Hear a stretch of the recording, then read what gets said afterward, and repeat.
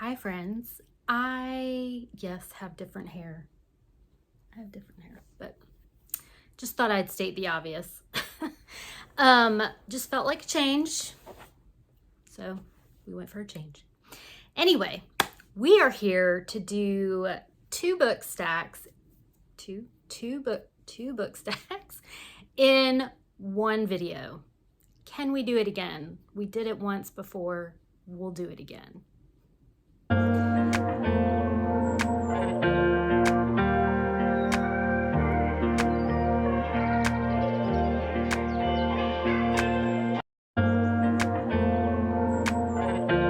So I've had this ongoing project to get through, do a big sort of my nonfiction books.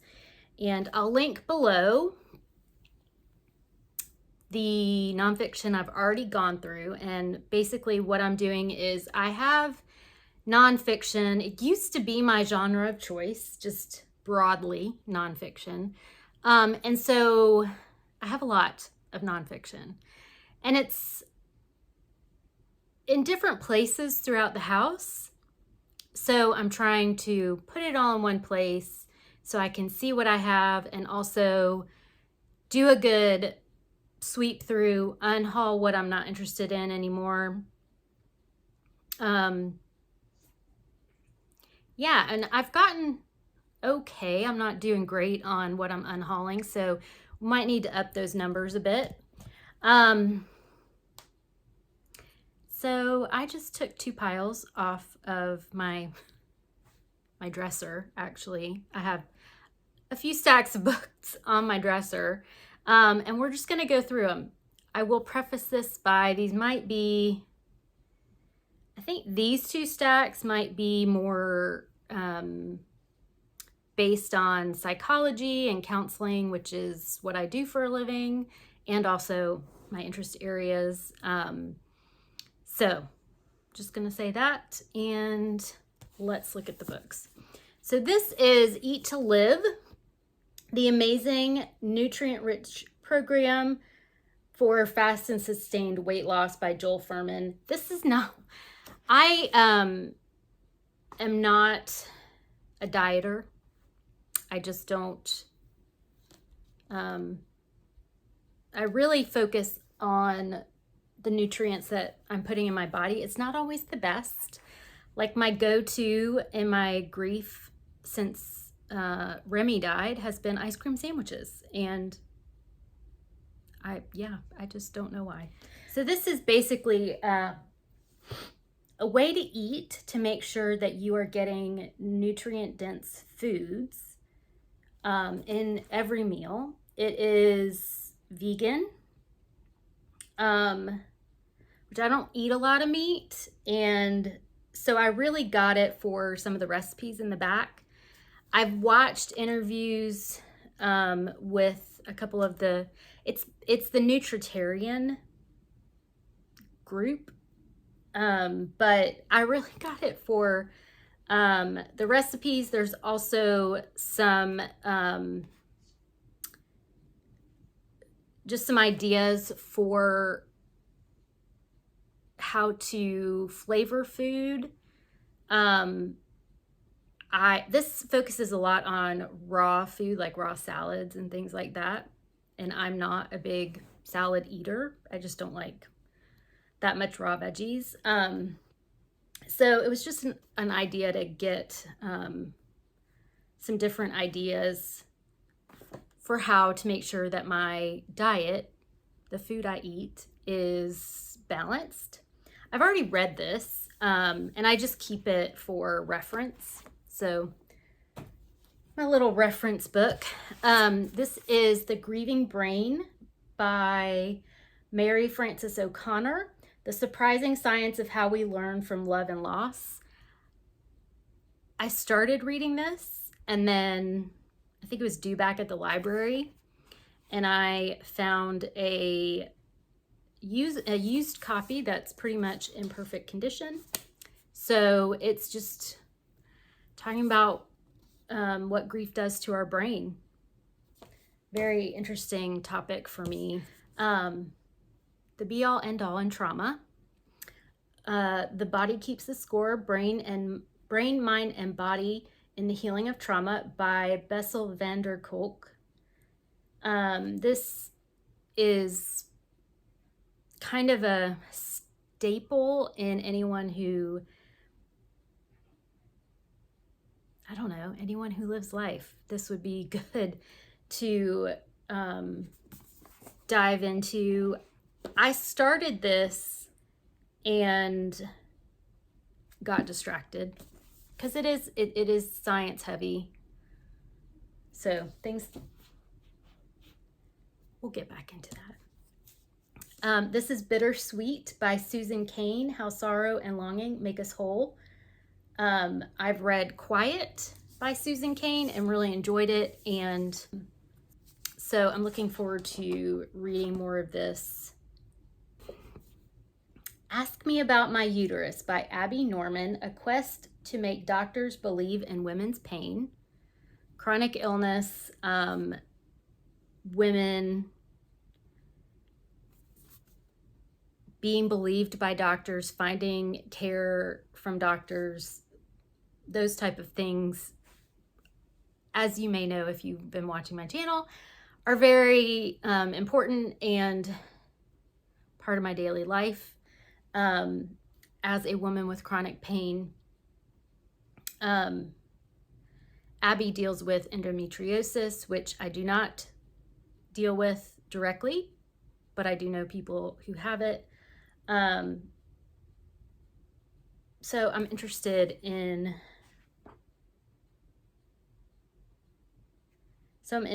reading this. All right. This was a book that I found. If you've ever been in a situation where something's going on in your life and you come across a book that just speaks to you. And this is Stories My Mama Told Me After She Was Gone, by Bryony Wise. And I found this after my mom passed away. Or no, I'm sorry. I found it when she was sick. I would go to a local yoga studio, and they had this in just their front area for sale. So I don't know, you might be able to find it online, but I've already read this and really it hit the spot. It hit what I needed. So there's that. I'm grieving as fast as I can, How Young Widows and Widowers Can Cope and Heal by Linda Feinberg. After dealing with what my mom, with taking care of my mom and knowing others that have lost loved ones, I've gotten very interested in grief and have considered going down a realm of professional career in grief care, which I haven't completely written off, but it's not currently a priority. I don't have a lot of space for the book stacks, so I'm hoping not to knock you off. Women in Therapy by Harriet Lerner. I think this was recommended to me by my counselor, my personal counselor, and just some different essays and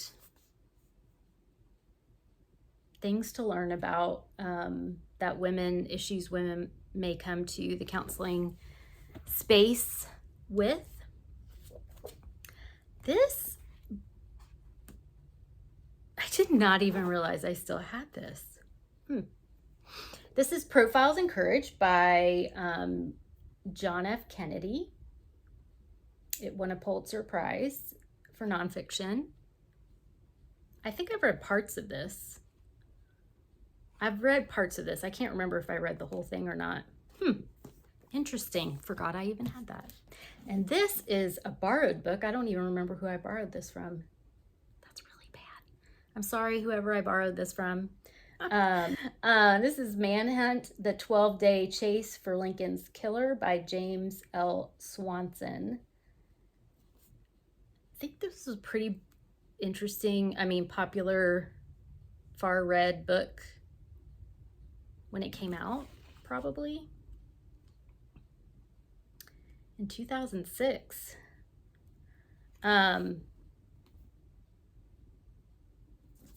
Yeah, I just never got around to reading that, so definitely need to return that one.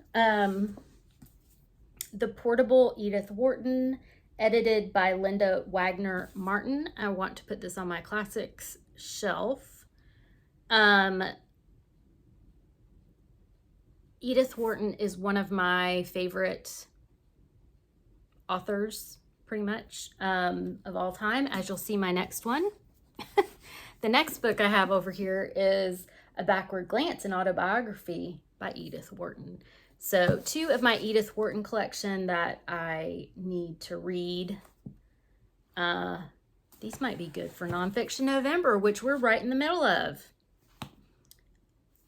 Edith Wharton was just ahead of her time in the topics that she would talk about, and her approach to writing women and her own personal story.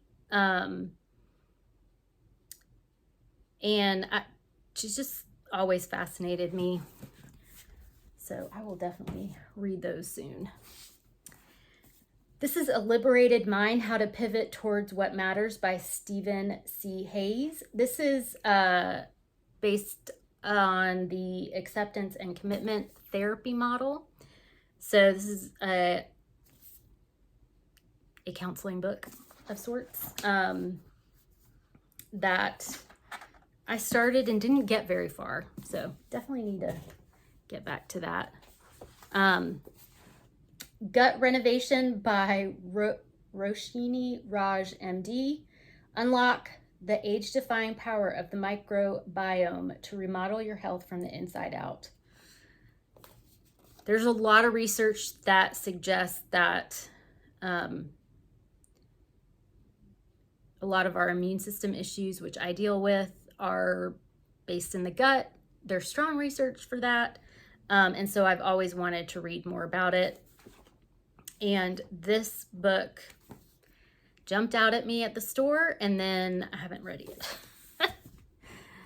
This is a book, Finding Quiet by Jamie Grace, The Journey to Peace in an Anxious World. Jamie Grace is a Christian singer and songwriter, and this is her experience with anxiety. She was diagnosed with Tourette's syndrome, ADHD, and an anxiety disorder, and just how that has impacted her faith and her life, her relationships. Haven't gotten to that one yet either. Classic, The Artist's Way by Julia Cameron. This is A Spiritual Path to Higher Creativity. It's a pretty classic writer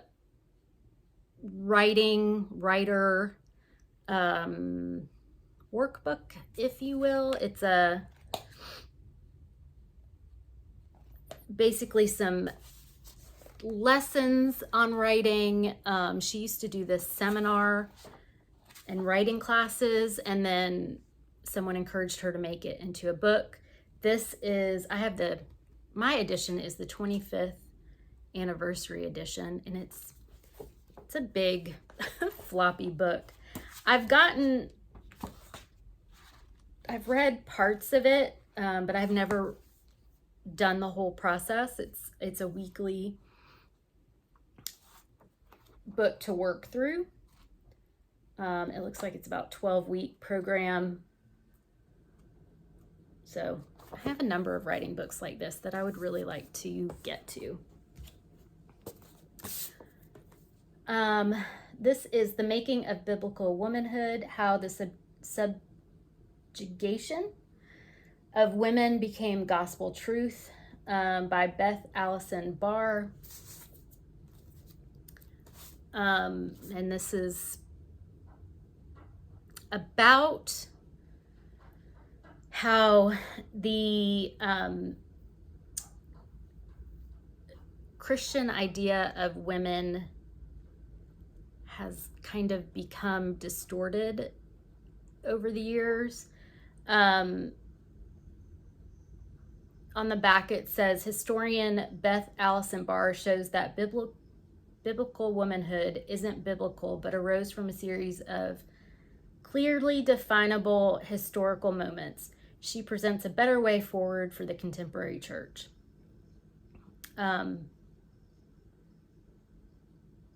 This is a very important issue and something I am looking forward to reading.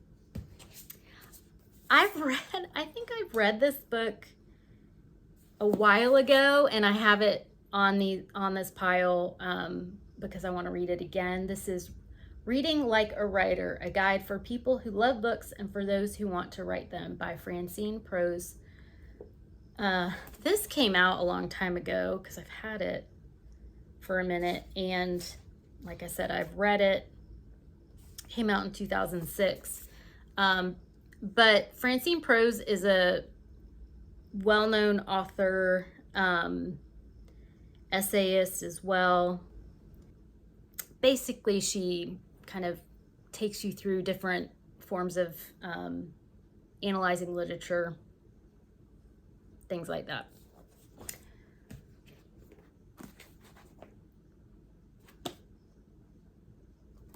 This is another old book that I don't know that I'm going to keep. See, I need to start. The whole point is to get rid of some of these books, right? This is Reviving Ophelia, Saving the Selves of Adolescent Girls by Mary Pfeiffer. I just don't know that I'm going to do this because when I got my degree in counseling, my plan was to work with teenage girls, and that's just not the career path I ended up taking after going through some of my coursework. So I think I am going to unhaul this because I just don't see myself reading that. Real Happiness, a 28-day program to realize the power of meditation, by Sharon Salzberg. I really like Sharon Salzberg's writings on meditation and mindfulness. And this is one that I have not read yet, but it's basically an introduction to meditation. All right. Ava's Man by Rick Bragg.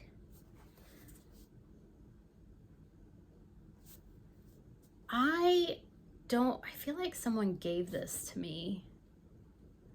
With the same emotional generosity and effortlessness all over but the shouting, Rick Bragg continues his personal history of the Deep South, this time writing about his grandfather, a man who died before he was born.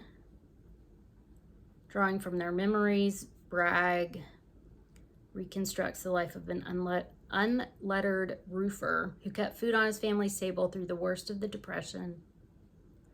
A moonshiner who drank exactly one pint for every gallon he sold. I mean, that seems interesting and reasonable. An unregenerated brawler who could sit for hours with a baby in the crook of his arm. Telling a story, he conjures up the backwoods hamlets of Georgia and Alabama in the years when the roads were still dirt and real men never cussed in front of ladies. Just doesn't sound like anything I'd be interested in now. This is Be the Bridge, Pursuing God's Heart for Racial Reconciliation by Latasha Morrison. I am very interested in doing this study, and I think I have a friend who is going to do it with me. I found that I had 2 copies of this, and I need to mail her the other copy of that. Some of these are just, where did we even get these? Oh, I know. A couple of years ago, I went to the book festival and got things that they just kind of hand out. This is the Eclectic, is an art and literary magazine of West Georgia for 2012. I actually, back in the day when I lived in West Georgia, I had a critical essay in the Eclectic, but man, that was back in the day. I don't think I need to keep this. This is pretty old. This is not the one. This is not the issue that I have one in, so we will get rid of that. This is Prayer of Heart and Body, Meditation and Yoga as Christian Spiritual Practice by Thomas Ryan.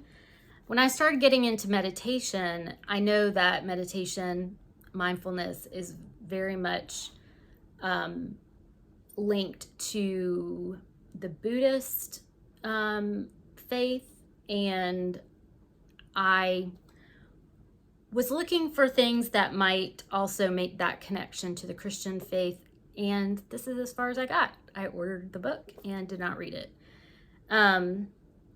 So we'll see. I've gotten to a point where I feel pretty secure in my meditation practice, and sometimes I meditate, sometimes I use it time for prayer, sometimes I will put some instrumental hymns on that have meaning for me, those kind of things. But ultimately, for me, meditation is the checking in with your body and your spirit. So we'll see if I get to that one. This one I got, I think it was it last Christmas? This is Tasha by Brian Morton. It's a son's memoir. So basically it's a tribute that captures the complexities of the mother-son bond, the choices of caretaking, mixed blessings of a small town life. His mother, Tasha, was a brilliant educator who left her mark on generations of students, and also a whirlwind of a mother. Intrusive, chaotic, oppressively devoted, and irresistible. Her son had a self-protected distance, but when her health fails, he assumes the responsibility for her care. And then just the process of dealing with that, which resonates with me a lot. I got some homesteading books because I really wanted to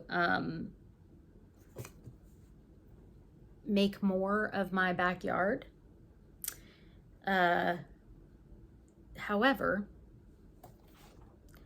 my energy doesn't support that right now, so we will keep this to the side. Another book that I hope to get to very soon is Timothy Keller's book on prayer. Prayer for me is just a very special time, and like I said, it's part of my meditation practice. And Timothy Keller, there's a lot of Christian works that and faith type texts that go over my head, but this, the way that Timothy Keller writes, works for me, and so I had gotten one of his other works. And this is American Breakdown: Our Ailing Nation, My Body's Revolt, and the 19th Century Woman Who Brought Me Back to Life by Jennifer London. And this is a memoir about a woman who becomes chronically ill and then connects to the life of Alice James, which I'm feeling deja vu. So if I told you about this book before, it was probably in a hall or something. But I did my senior research project on Alice James, who was the sister of William James and Henry James.